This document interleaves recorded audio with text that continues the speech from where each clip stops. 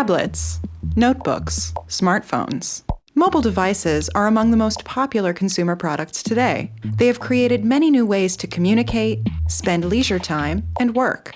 You might even be watching this video on a mobile device right now. In 2012 alone, an estimated 800 million smartphones were sold worldwide. But few consumers actually know how and where the devices are produced. So what's it like, the life of a smartphone? From the extraction of raw materials through to processing, distribution, usage, and disposal.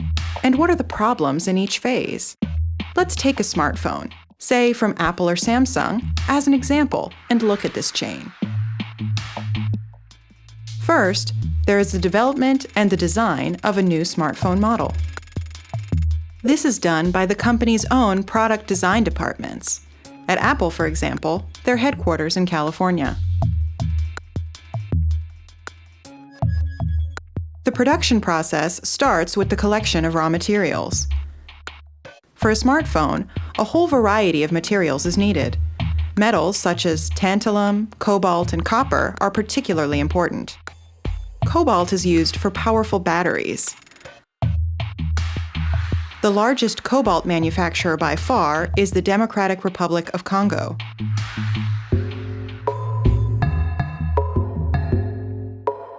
About 100,000 Congolese work in cobalt mines, often with terrible working conditions. Extremely long hours, low wages, and insufficient protective equipment are common. Large amounts of tantalum are also sourced in the Congo. The Congolese tantalum export raised concerns in the 1990s because it financed civil war there. Today, the extraction and export of other raw materials is still financing civil war in the Congo. In addition, there is the industrial pollution. Raw materials are often produced through surface mining, taking up large areas of land. Also, large amounts of chemicals are needed to extract the desired materials from ore. When they reach the environment, these chemicals pollute rivers, lakes, and soil. The production of individual components and assembly are mostly done at factories in China and India. These factories are run by companies like Flextronics, Salcom, and Foxconn. Foxconn has become one of the main producers of electronics worldwide. Almost 1.5 million people are employed in its factories.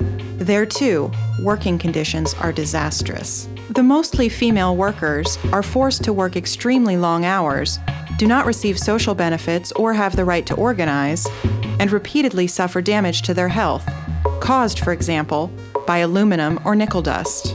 The pressure put on workers has resulted in several cases of suicide at Foxconn factories.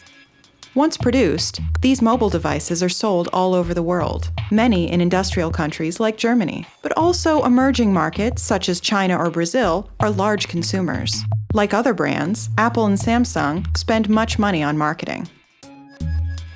On average, the German consumer purchases a new mobile phone every 18 months. This short product lifespan is supported by different factors. Manufacturers quickly produce new models. Every 1 to 2 years, a new model goes on sale. The devices themselves are constructed so they can hardly be repaired. And apps are intentionally developed so they can only be used with the latest model. Mobile service providers subsidize the devices with their contracts. Often, consumers get the latest model for free or at a special discount every 2 years. As a consequence, in Germany alone, about 23 million smartphones were sold in 2012. At some point, the old models become part of the 1.8 million tons of electronic waste produced in Germany each year. Part of this waste is contaminated with heavy metals. So far, there is no regulated and efficient recycling system that decreases the environmental burden and recycles valuable raw materials. Every phase of the production chain is important for national economies by providing urgently needed jobs that earn money for workers. But working conditions and the environmental impact have to be improved. The problems mentioned apply to all major manufacturers of electronic devices. A look at the value chain shows The profit margin is particularly high with more expensive brands.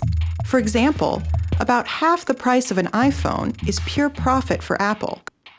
Such high profits should not be achieved at the expense of workers or the environment.